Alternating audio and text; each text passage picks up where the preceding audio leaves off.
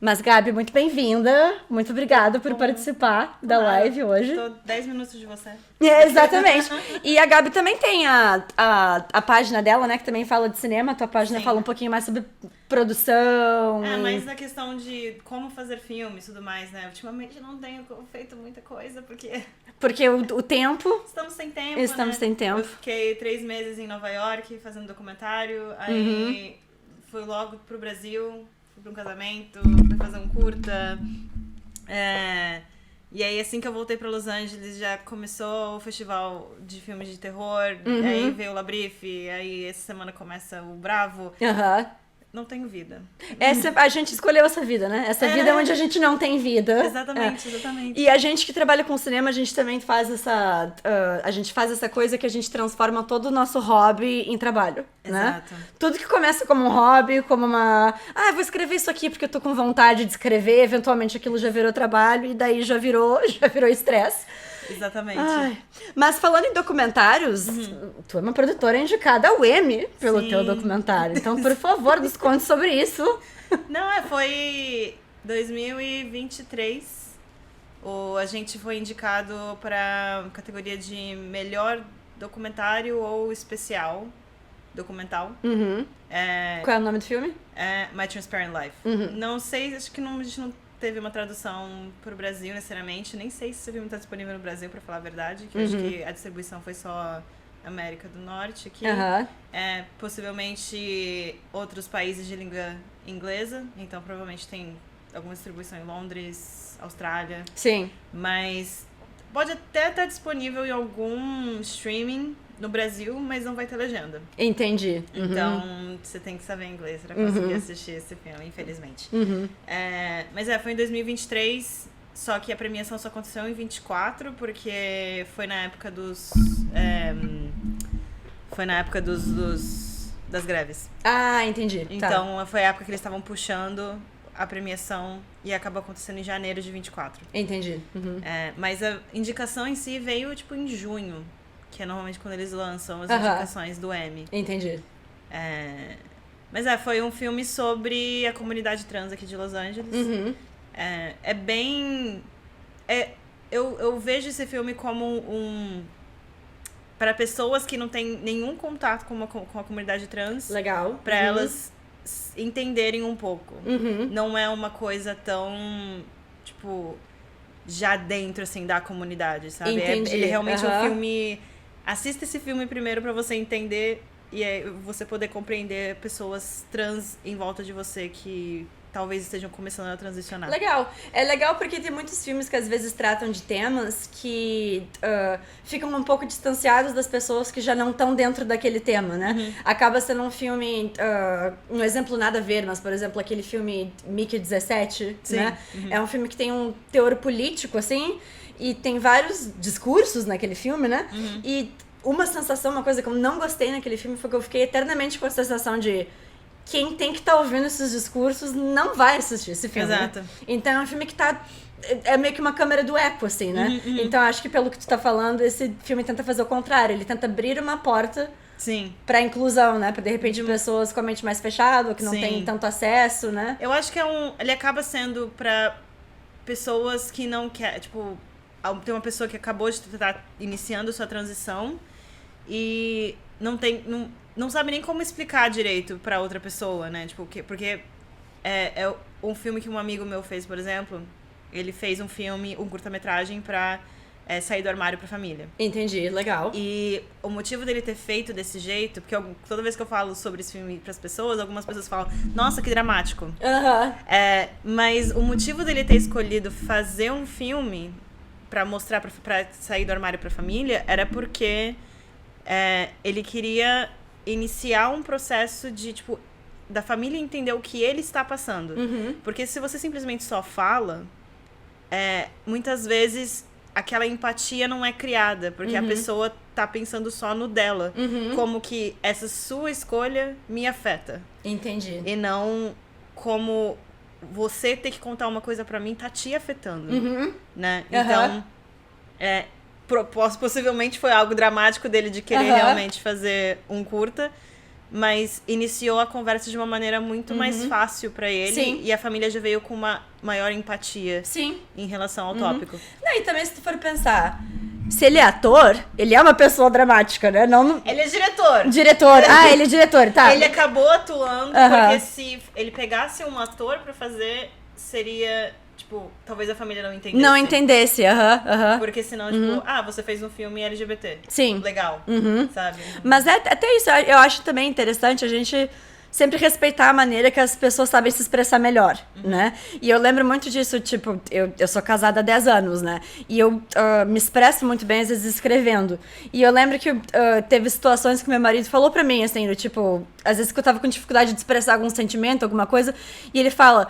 Tu pode me falar as coisas, mas tu pode falar do teu jeito, sabe? Se não quiser sentar e falar, porque é difícil, sabe? Escreve, organiza teus pensamentos primeiro. Importante é tu falar. A maneira que tu fala, meio que tanto faz. Eu acho que isso é uma coisa sempre legal da gente lembrar, porque às vezes a gente quer que as pessoas falem as coisas pra gente da maneira que a gente quer escutar, né? E a gente tem que lembrar que a experiência de cada pessoa é a experiência de cada pessoa. Exatamente. Mas isso que você falou do Mickey 17... barulhinho aqui. É uma o microfone coisa tá na frente do rosto. Tranquilo.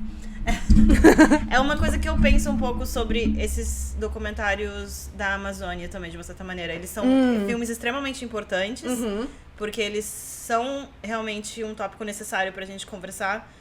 Porém, toda vez que eu vou numa exibição desse tipo de filme, eu vejo pessoas que já concordam com a temática, que já concordam com esse tópico. Então, assim... De novo, eles são extremamente importantes, eles vão para vários festivais, eles têm a repercussão deles.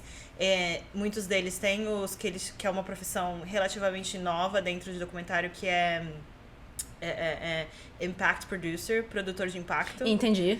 Que é uma pessoa que tá ali para fazer a publicidade do filme de uma maneira que vai ter realmente impacto. Entendi. Né? Que eles acabam levando esses filmes para as conferências relacionadas ao meio ambiente e tudo mais.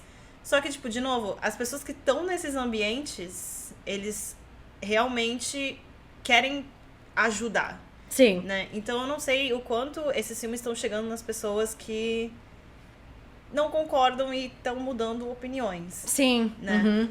Porque a gente colocou aqui na tela, né? A gente tá trazendo esse assunto porque esse foi o filme que abriu o festival de cinema. Abriu ou fechou? Abriu, né? Abriu o festival de cinema brasileiro aqui em Los Angeles. E ele fechou o festival de Tribeca, né? Que foi a... Talvez... Que eu acho que foi a estreia principal, foi em Tribeca. Eu acho que foi o Closing Night Film, que é produzido pelo Leonardo DiCaprio, né? Que faz esse papel do produtor de impacto. Sim. E, enfim, tu assistiu o filme, né? Na noite de abertura. Nos conta aí. Assim, eu tenho assistido nos últimos 3 anos vários filmes. Esse é o terceiro, tecnicamente, assim, de grande impacto. Em 2000, no mesmo ano que o meu filme foi indicado pro Emmy, teve um outro filme que foi indicado, que foi O Território, que é uma produção da... Tecnicamente foi a National Geographic comprou o filme, então tecnicamente não é uma produção deles. Tu não fez uma tradução ao vivo no Q&A que teve com... Esse foi Os Guardiões, que foi ano passado. Entendi. Então, tipo, eu tenho assistido, eu estive já em espaços, né, de vários filmes sobre a Amazônia, todos muito parecidos, porém focando, obviamente, em coisas diferentes. Sim, que é o Território, o Território, Os Guardiões. E agora é esse, né? E o Território tá no Disney Plus, pra quem quiser assistir. Os Guardiões, eu acredito que no Brasil, na América Latina, ele tá na Netflix. E o Yanuni eu não acho que tenha distribuição ainda. Né? Então, eu acho que eles ainda estão no período de festival deles. Sim, e todos eles mostram a luta dos povos indígenas, dos povos originários contra, né, as invasões, eu tô pensando em inglês aqui, peraí. Faz parte. Deforestation, mas não é. Desmatamento. Desmatamento, isso aí. Então, todos eles são filmes extremamente importantes, mas, de novo, eu não sei o quanto que esses filmes estão chegando em pessoas que, né, podem realmente mudar de opinião pra gente conseguir mudar as coisas. Sim. Porque é muito interessante. Porque esse filme, me corrija se eu estiver errada, mas ele é... Essa mulher que tá na capa, ele é a primeira pajé mulher do Brasil. Sim, correto, correto. Ela teve várias tentativas de assassinato contra ela. O próprio diretor falou que foi difícil de entrar em contato com ela porque ela estava escondida. Então, de conseguir a confiança dela, tudo mais. São povos que estão em extremo perigo o tempo todo. Eu conversei com o produtor de O Território e ele era inicialmente um fotógrafo de áreas de guerra. Entendi. E aí, ele falou que queria fazer alguma coisa diferente e um amigo falou, tipo, sabe onde que tem guerra o tempo todo e a gente não mostra? Na Amazônia. Uau! Nossa, essa perspectiva, assim, Exato. foi... E aí ele mudou pra lá, e aí foi quando ele começou a conhecer tantas pessoas e eles gravaram um documentário. Não, é interessante porque tu fica pensando que é uma habilidade que se aplica muito, né? Porque a sensibilidade que tu tem que ter, não de olhar, mas também a inteligência emocional que tu tem que pra estar nesses ambientes, fazendo escolhas estéticas e registrando pra onde que tu vai apontar a tua câmera, né? Mas uma coisa que eu consigo perceber com esses 3 filmes é a colaboração da pessoa branca com o povo indígena. Entendi. Existe uma colaboração ali que não é só, tipo, de troca de informação, mas é na criação do filme. Entendi. Então, assim, o Território foi gravado durante a pandemia, parte dele. Então, o último terço do filme, eles entregaram câmeras pra eles, porque eles não podiam ter mais acesso a eles por questões de saúde, né? Sim. E todo o fim do filme é gravado pela população lá mesmo. O Guardiões é co-dirigido por um indígena. E a Nuni, o próprio diretor, falou que, tipo, ela teve aprovação da maior parte das coisas. É a visão dela em muitas das coisas, né? Então, existe essa colaboração, porque não tem como uma pessoa branca contar a história da população indígena. Eles não entendem o que é ser parte desse povo e o que é estar sempre em perigo. Sim, se uma pessoa... Acaba que, se fosse feito sem a participação da pessoa indígena mesmo, seria um documentário muito mais observacional, né? No sentido de que, tipo, é o olhar de alguém de fora, observando aquela tribo, mas não teria aquele insight, né? Eu acho que a intenção desses documentários é exatamente isso. É trazer alguma opinião, algum olhar da pessoa que está inserida. Exato. Né? E é muito interessante que o Yanuni, ele é mais político, eu acho, que os outros filmes. Porque Entendi. ela é uma pessoa política. Ela é extremamente. Ela está inserida dentro de Brasília, ou estava no momento das gravações. Sim, é um dos motivos que ela tem tantas ameaças, né? Que ela corre tanto perigo, porque ela mas ela não, é influente. ela tinha ameaças antes de sim, até porque a gente sabe, né? Que nessas situações aí, essas pessoas estão sempre sob ameaça de garimpeiro. Exato. E uma das coisas que também o diretor menciona é de como o filme pode ajudar na proteção dela. Ao mesmo tempo que, realmente, ela tá se colocando muito pra lá, no mundo, né? Se exibindo demais. Sim, ao mesmo tempo, se acontece alguma coisa com ela, a repercussão é muito maior, a opinião pública vai cair muito mais em cima, vai ter muito mais interesse em saber quem fez alguma coisa com ela, enquanto que ela é meio desconhecida.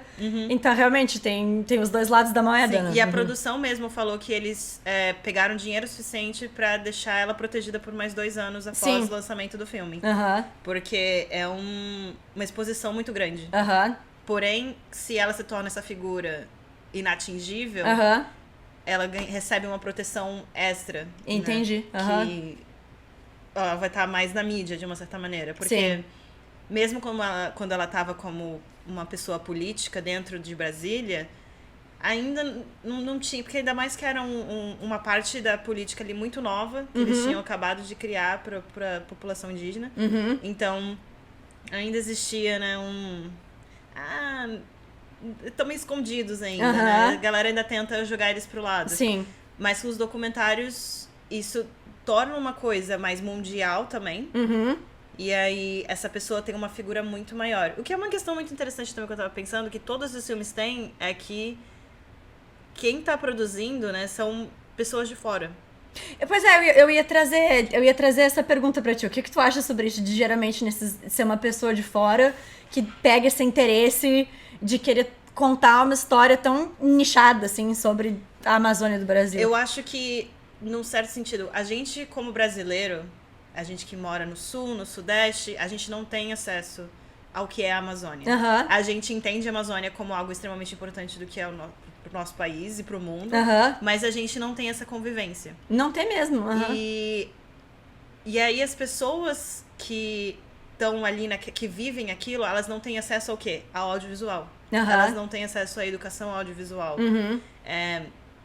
Então, as pessoas que estão de fora, que já são pessoas mais ativistas, elas conseguem ver melhor a importância da Amazônia do que a gente que vive no país. Que é a mesma coisa. Quando a gente se mudou para os Estados Unidos, não sei, você pelo menos é uma experiência minha, de apreciação da nossa cultura, cresceu muito mais depois que eu mudei pra cá. Nossa, absolutamente. Então, a gente, né, take for granted. É até uma questão de identidade, né? Exato. A gente se muda pra cá, até porque, tipo, a gente que sempre gostou de cinema, que trabalhou com audiovisual, a gente é bombardeado de cultura americana o tempo todo, né? Então, às vezes, a gente tá lá no Brasil consumindo cultura americana, com essa ideia de que, sabe, eu vou ir pros Estados Unidos e é só isso que eu quero fazer. Só que aí tu chega aqui, tu começa a trabalhar nessas coisas e eu acho que tu começa a perceber duas coisas, né? Pelo menos na minha experiência, né? A primeira parte delas tu começa a perceber que tu é o outro, né? Que tem muitas coisas, mesmo que tu queira contar certas histórias, tu não tem um repertório, um embasamento da cultura daqui pra falar sobre certos assuntos, que são aqueles assuntos que muitas vezes estão tratados nas coisas que a gente vem assistindo, né? E a segunda parte, eu acho que às vezes é uma questão de saturação mesmo, sabe? Tipo, agora que a gente já tá aqui há 10 anos, a gente trabalha com entretenimento, né? Chega uma hora que tu começa a ver que tudo é meio igual, tudo meio que segue o mesmo formato, e aí tu começa a querer olhar pra coisas de fora, e parte desse processo é tu olhar de volta pra cultura de onde a gente saiu, e começar a valorizar a cultura que a gente sempre tinha valorizado, né? Tanto que tu tava aqui escutando, né, quando eu comentei no início da live, que rolou um tempo atrás essa polêmica no YouTube, desse youtuber falando que os youtubers brasileiros têm que falar mais sobre cinema brasileiro. E isso é uma coisa que, tipo, aos 33 anos agora eu tô trabalhando. Meu repertório de cinema brasileiro, ele é curto. E é uma coisa que eu me culpo, tenho até um pouco de vergonha, sabe? Mas ao mesmo tempo eu quero... Mas é cultural. Exatamente. Por isso que eu falo sobre isso, porque, sabe, às vezes a pessoa tem vergonha de dizer isso, mas ela tem que entender que não é só culpa dela. A indústria é feita pra ser assim. Então, eu acho que parte de pessoas como a gente, assim, que estão na internet falando de cinema, é tentar fazer esse contramovimento de, tipo, realmente a gente também assiste pouco cinema brasileiro. Vamos tentar mudar isso juntos e trazer mais tração pra falar desses assuntos. Mas é cultural de, tipo, anos atrás, porque quando eu tava na faculdade ainda e a gente tava estudando cinema brasileiro, um dos grandes movimentos dentro do cinema brasileiro foi as chanchadas, que eram filmes de comédia. Não que a gente não tenha ainda, porque um dos nossos grandes consumos no Brasil ainda é os filmes de comédia, né? Mas os críticos tacavam o pau nos filmes de chanchada. Falavam, não tem crítica, não tem isso, não tem aquilo. Só que se você assiste esses filmes hoje, você fica tipo, nossa, tô fazendo graça do Getúlio Vargas. Sabe? Tipo, tem conteúdo por trás da... Exatamente, por a gente ter o nosso gosto americanizado, a gente olha pros filmes brasileiros e aí parte da nossa crítica é tipo... Tem alguma coisa diferente do que eu tô acostumado a assistir, e aí tu acaba interpretando aquilo como algo ruim. Só que a gente tem que entender que essa, na verdade, é a estética da nossa cultura. Exato. Né? É porque também a gente não tem como comparar. Por exemplo, eu fiquei esses 3 meses em Nova York.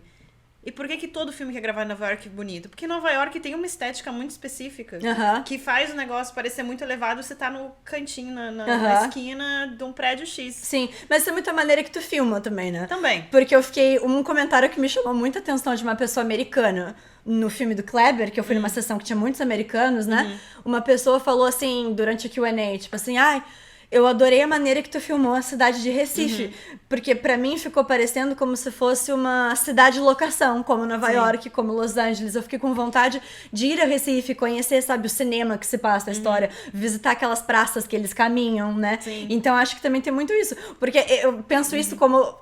né, por outro ângulo, quando as pessoas chegam aqui em Los Angeles e todo mundo fica extremamente decepcionado com a Calçada da Fama. Porque a Calçada da Fama, ela é representada, né, como essa coisa, glamourosa, Hollywood. Tapetes vermelhos. E, gente, é uma calçada, sujo. Sabe, Me sujo. dá uma ansiedade quando eu vejo uma galera deitada do lado, eu fico, você não sabe o que aconteceu aqui. Mas... Exatamente. A única parte que é mais glamurosa é aquela quadra que tá bem na frente do Chinese Theater, que é onde acontece todas as grandes premieres, é onde tá o nome dos atores maiores, onde são feitas as cerimônias de quando vai uma estrela nova, né? Mas tirando isso, são... Mas eu acho que é a nossa perspectiva de como a gente também valoriza o que é de fora, né? Porque, exatamente. por exemplo, tem um episódio de Black Mirror que eles gravaram em São Paulo. Né? E, tipo, eu assisti esse episódio 2 vezes, só na segunda vez que eu percebi que era São Paulo.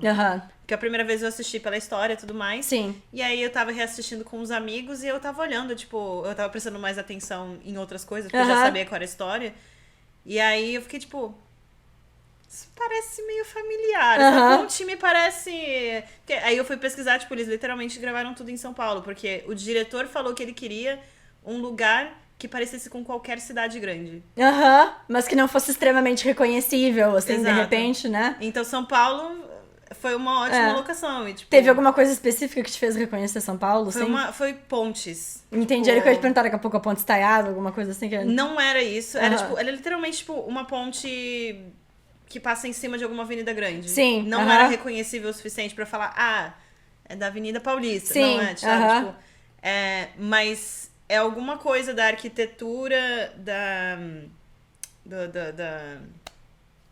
Ai, gente, qual que é o nome? Da onde a gente se apoia. Não sei se isso tem um nome agora. Também não sei do que você tá falando, amiga. Não, porque pra você não cair, você tem que ter uma gradezinha. Não é uma grade, mas, né? Tem uma estrutura. Entendi. Que tem uma cara na ponte, tu disse? Tá, Ai, gente, eu tô... Tipo uma passarelinha, assim? A passarela, mas tem um murinho. Sim, né? Só que ele é enfeitado, tipo, ele tem uma arquitetura, né? um design específico. Então... Tava vendo se alguém no chat tava falando o nome do que a gente tá tentando falar, mas acho que... Gente, se alguém souber o nome do murinho aí... É um muro, é um muro. Deve ter pra galera de arquitetura, deve ter um nome específico. A gente que é do audiovisual. A gente de humanas. A galera de arte talvez saiba também, mas não temos alguém de arte aqui, então não estaremos sabendo a palavra. Mas... A gente tem a nossa perspectiva, eu acabei esqueci qual era o nosso ponto agora. Voltando pro filme, eu acho que era nisso, né? Era a perspectiva da pessoa de fora. Que eles fazem... eu acho que, tipo, a galera de fora, eles conseguem ver a importância da Amazônia muito mais do que a gente que tá no sul, sudeste, centro-oeste, sabe? E o plot do filme é mais a Amazônia ou ela? É os dois. O plot, é que esse documentário, a gente sempre tem o tema geral, né, que a gente quer tratar. A Ju tá falando, em São Paulo a gente chama de mureta. Mureta, é isso aí, gente. Achamos a palavra. Em documentário, você sempre tem o seu tópico que você quer discutir, né? Mas você tem que trazer um ponto pessoal pra história. Que é a história dela. Entendi. Né, da Juma. Ela é o fio pessoal da história maior, que é a floresta, tá? Porque se a gente fica só na questão, tipo, floresta, vira um documentário de natureza. Entendi, Sabe? Tipo, um documentário onde você tá analisando os animais, tá analisando a flora. Você perde aquele ponto de interesse humano.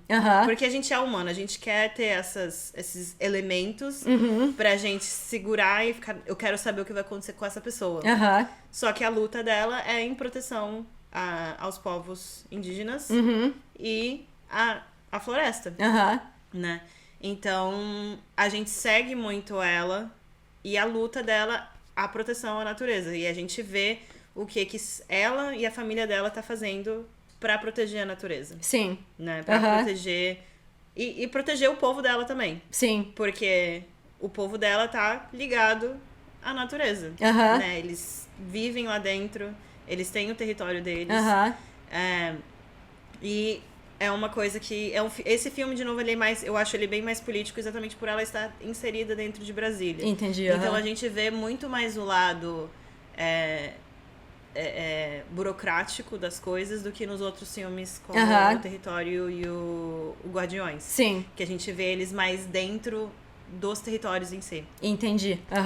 Ela a gente vê mais fora, só que porque ela virou uma pessoa política, ela é referência para todos os outros povos, né? E eu acho muito interessante que eles também usam da linha de história dela ser mãe. E não é só ela ser mãe, tipo, eles não clarificam isso necessariamente, mas, tipo, que ela é engravida e tudo mais, mas, tipo, essa dela figura como mãe, mas ela também acaba sendo mãe do povo dela. Da aldeia, sabe? sim, tipo, e não só do povo dela, mas de todos os outros povos. Sim, né? Porque a partir do momento que ela entra naquela posição, ela tá representando todo mundo. Sim, ela acaba sendo a pessoa em quem aquelas pessoas projetam, né? Aquela esperança, essa pessoa que tá levando a nossa mensagem, os nossos interesses, né? E protegendo o povo, a cultura, né? Porque acho que é exatamente isso. Isso é interessante, né? Não é, como tu falou, não é a pessoa branca só indo ao lugar deles, é também mostrando a capacidade deles de sair de lá, mas não perder a sua essência, e sair de lá exatamente pra lutar pelos seus direitos, pelo seu espaço, pela sua relevância, pela sua cultura, porque afinal é o povo nativo do Brasil. Né? E o marido dela trabalha com o IBAMA. Né? Ele faz as missões de ir atrás dos garimpeiros, das áreas de desmatamento, eles prendem as pessoas. Ele aparece no documentário também? Legal. Eles mostram umas 2, 3 missões dele, onde eles foram juntos, e tipo, é bem intenso, assim. É um processo perigoso, tanto que parte da discussão também é o relacionamento dela com ele, de tipo, você não me ligou, fiquei preocupada. Entendi, porque... E querendo a própria relação deles já é um pouco o exemplo dessa relação dos dois mundos, né? Tipo, ele sendo, né, essa pessoa de fora, mas que tem esse ofício de proteger, e ela sendo, né, essa pessoa que tá lá, mas que tem que sair também com o intuito de proteger, como se fossem jornadas inversas que ao mesmo tempo se completam, né? E tem um momento muito bonitinho no filme que ela já tem um filho, e aí ela fica grávida de uma segunda criança, e tem um momento de interação dela com o filho onde ele fala, tipo, eu quero fazer o que você faz, né? Então, o que é bonito e triste ao mesmo tempo, que é uma luta que nunca vai acabar. Nunca vai acabar. A luta já tá sendo passada pra geração seguinte. Exato. Porque já se tem essa ideia de que, tipo, a geração seguinte vai ter que continuar lutando. E a gente vê isso, né? Tipo, as coisas são cíclicas. Sim. Mesmo quando se conquistam coisas, vem às vezes, né, esses ciclos que os direitos são perdidos. Então, é literalmente, tipo, as minorias têm que estar meu celular, gente. Tem que estar constantemente lutando pra... Não é nem pra conquistar mais direitos, esse que é o triste. Às vezes é pra manter os poucos direitos que já existem, ou pra conseguir direitos básicos, né? Não, mas eu recomendo os 3 filmes, tanto Território, Guardiões e o Nani, pra pessoas que, tipo, sempre choro com todos, porque, né, uma... não tem como, pega... É um sentimento de muita impotência. Exatamente, eu acho que é exatamente isso que pega a gente, a sensação de, tipo... Porque muitos documentários, eles terminam com o que a gente chama o call to action, né? Do tipo, tu assistiu esse problema... Ou uma coisa mais esperançosa. Tá aqui como tu pode ajudar a solucionar esse problema, ou tá aqui um ângulo de esperança que tu pode ter, e às vezes tem histórias que não tem esse ângulo, né? Que não tem nada que tu possa, de fato, fazer, a não ser... Talvez tentar levar essa história pra frente pra conscientizar mais pessoas, né? Mas que aí cai naquela coisa do que a gente tava falando. Como que a gente fala isso pra chegar nos ouvidos de quem já não tá interessado em escutar? Né? Então... porque sempre chega são sempre os movimentos de pessoas que já estão ativamente a favor de melhorar a situação das coisas. Sim. Né? Então, é complicado. O murinho aqui, alguém deu outro nome, ó. Guarda-copo. Não ouvi esse, nunca tinha ouvido falar nisso, mas... Estamos aceitando também. Estamos aceitando, Isso aí. Mas antes da gente passar para os próximos filmes, eu só queria, tipo, encerrar essa parte dos documentários. Queria saber a tua opinião em uma coisa. Que eu tenho visto alguns críticos falando sobre, né? Mas eu vi recentemente alguns críticos criticando esse movimento de... Tá saindo muito documentário em streaming, etc. E tem muito essa estética da cabeça falante, muita entrevista, né? E muitos desses críticos estão falando que acaba que o documentário tá perdendo a sua estética e o seu estilo visual, assim, tá muito baseado em entrevista, texto, e menos em experiência e sentimento. E uma coisa que me chamou a atenção é que um documentário que eu assisti no Labrife foi o curta-metragem da Bárbara Paz, né? Que é a Rua do Pescador número 6, que é sobre as enchentes no Rio Grande do Sul, né? Então ela vai especificamente pra uma dessas ilhas de Porto Alegre, que é a Ilha do Pescador, né? E tem depoimentos no documentário, mas eles são muito pontuais. E a maior parte do filme é só imagens muito chocantes e algumas escolhas que ela faz, assim, tem uma cena que eu acho que são quase 3 minutos de um cachorro nadando tentando se salvar. E é desesperador de assistir, assim, ele se salva, né, até porque eu acho que seria meio triste. Sabe? Mas é surreal, assim, porque daí eu fico vendo, não tinha entrevista, não tinha texto, não tinha nada, mas, tipo, a experiência, ela te pega tanto, né? E aí eu fico pensando como é que a gente faz um meio termo entre, né? É que eu acho que depende sempre do documentário também. Tipo, se é um documentário em retrospectiva, ele é um pouco mais difícil de você criar realmente experiência. Verdade. Ele depende muito de arquivo e do que já existe. Tu precisa das entrevistas pra dar contexto pro arquivo que tá sendo apresentado. Então, esse tipo de documentário realmente é mais difícil. O que muitos documentários fazem é as encenações. Entendi. Né? Um documentário que eu gosto muito é aquele... Eu não sei como é que ficou em português, que eu assisti em inglês. É o Three Identical Strangers, que é acho que eu não sei qual é. 3 estranhos idênticos. Ah, eu vi isso, dos trigêmeos, claro. E nesse filme eles fazem muitas encenações. Você nunca vê, tipo, o rosto dos atores, mas você tem uma noção, porque, né, eles usam o mesmo cabelo, o que seja, né? Porque essa foi uma história que foi contada com as pessoas envolvidas depois de, tipo, uns 40 anos. Por aí, sabe? 30, 40 anos. No próprio documentário dos irmãos Menendez, né, que eu participei da montagem, o diretor entrevistou eles na prisão por telefone o tempo todo e não pode fazer imagem, não pode ir pra dentro da prisão filmar, né? Então, as imagens que a gente recebeu são imagens deles, assim, que foram liberadas, né? E a gente fez uma reencenação, o diretor fez uma reencenação como se fosse eles no telefone. Então, tipo, não mostra o rosto, mas é, tipo, uma cena meio afastada, tipo, meio fora de foco, assim. Uma pessoa meio distante, com o cabelo de cada um meio parecido. No telefone, só pra ter alguma coisa pra colocar ali embaixo da voz deles, exatamente pra isso, pra não ficar, sabe, como se fosse um voice-over o tempo todo. Sim. Mas acho que depende da proposta em si. Porque esse que a gente gravou, o documentário que eu gravei em Nova York agora, eu tava lá, eu tive que passar 3 meses, porque a gente tava vivendo a experiência lá junto. Sim. Né? Mas, infelizmente, tem alguns documentários, tem alguns temas que não tem muito como abordar, ter uma experiência maior. Que a gente, Sim. Que daí eu acho que acaba virando também uma coisa levemente experimental.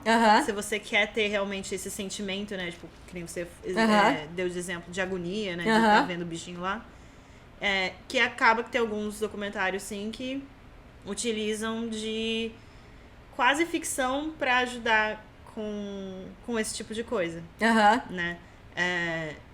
Então, acho que depende muito do documentário. Às vezes é uma questão de orçamento também. Sim. Tipo, a gente tem 2 dias num estúdio, a gente vai gravar 10 entrevistas nesses 2 dias e vai fazer um documentário com isso e se virar nos 30, né? Então, eu acho que cada documentário requer a sua linguagem e vai depender do diretor também, que vai escolher que linguagem é essa, né? Então... Perfeito. Não acho que tem um jeito certo ou errado. Concordo. Mas vai depender... é muito fácil a gente julgar um filme depois de feito. Total. E, tipo... Por isso que eu falo, tipo, eu não acho que os filmes necessariamente sejam ruins ou bons. Depende do que você gosta também. Porque também depende do gosto, isso eu concordo também. Filme é arte, tipo, então vai ter filmes que eu não vou gostar, mas às vezes o público geral vai gostar. Aí vai ter filmes que eu vou gostar e aí tá todo mundo falando mal do filme. Tipo, um filme bem nada a ver, tipo, Irmão Urso. A crítica deu, sei lá quantos, bem baixo no Rotten Tomatoes. Eu acho esse filme maravilhoso. Mas é a minha opinião. Minha mãe também gosta.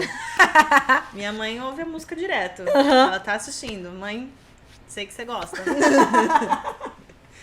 Mas é isso, tipo, eu não... vai ter documentários que as pessoas vão curtir mais. Uma coisa, tipo, o pessoal gosta muito de true crime. Né? Eu não necessariamente assisto true crime o tempo todo. Pra mim, eu trabalho bastante com true crime, né? Então, eu assisto inclusive mais do que eu gostaria. Mas isso também, tipo, eu tenho amigos que trabalhavam muito com coisas tipo VFX da Marvel, não quer ficar assistindo filme da Marvel, porque tá cansado. Sabe? Já trabalha com isso, quero assistir uma coisa besta. Sim. Quero assistir outra coisa. Então, tem gostos, tem, né? Não acho que tem um jeito certo ou errado, é o jeito que deu pra fazer. Isso que tu falou me lembra, a gente já vai entrar no outro filme, tá? Mas é que agora eu fico lembrando de coisas. Tem um youtuber que eu acompanho, que é o Felipe Leão, né? E ele sempre, uma coisa que ele sempre fala, ele fala que não existe filme pra desligar o cérebro. Que sempre, tu tá sempre com o cérebro ligado quando tu assiste as coisas, né? O que eu concordo, mas ao mesmo tempo eu discordo, porque eu acho que existem, exatamente pelo motivo que tu falou, quando tu chega em casa cansado, não é nem que tu vai, obviamente tu não vai desligar o cérebro, porque como ele fala, se tu desligar o cérebro tu morre. Mas tu tá vendo, às vezes tu faz uma escolha de assistir algo que tu sabe que vai te estimular menos intelectualmente, né? Do tipo, vai assistir um reality show, vai assistir uma série que, sabe, tem um conteúdo meio bobinho que não vai te exigir muito, né? E, enfim, eu acho isso engraçado. Ou às vezes até repetir um filme que você já assistiu 1,5 trilhão de vezes. Exatamente. Você já sabe o que vai acontecer. Então, se às vezes você só quer assistir uma coisa que vai te estimular do jeito que você quer ser estimulado. Ao mesmo tempo também é complicado porque a gente às vezes acaba caindo no vício de só assistir as mesmas coisas e não se expor a outras coisas, e aí acaba... Porque o gosto é uma coisa que a gente constrói também, né? Então eu sempre fico... Eu assisto muita bobagem, assisto muito reality show, muita... Sabe? Mas eu, de tempo em tempo, eu penso sobre isso. Tipo, não, calma, deixa eu... Agora, por mais que eu não esteja com vontade, deixa eu vencer minha resistência aqui e tentar assistir algo que vai me estimular mais, eu nunca me arrependo. Então fica aí a dica, gente. Assistam reality shows, mas de vez em quando... Também assisto alguma coisa um pouquinho mais intelectualmente estimulante. Exato. É que às vezes eu acho que também é como a coisa é marketada para as pessoas, sabe? Tipo, se não é uma coisa que já... Tanto que, tipo, o Netflix, por exemplo, ele tem no algoritmo dele o thumbnail que vai te influenciar a clicar no filme. Uau! Então, tipo, um filme tem vários thumbnails. Só que o seu algoritmo, ele vai entender qual é o que vai me atrair mais. Exato. Então, às vezes, você, tipo... Eu já várias vezes, olhando nas listas, eu via, tipo... mas esse personagem não é tão principal. Por que ele tá aqui? Tipo, por algum motivo, eles acreditam que isso iria me atrair mais. Sim, tu já viu vários filmes com esse ator, alguma coisa assim. É muito louco, porque agora, com o streaming, a lógica do algoritmo vai até pra filme, né? Não tá mais pra...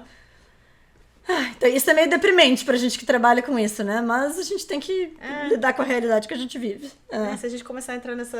A gente sai daqui nunca. A gente faz outro episódio só sobre isso.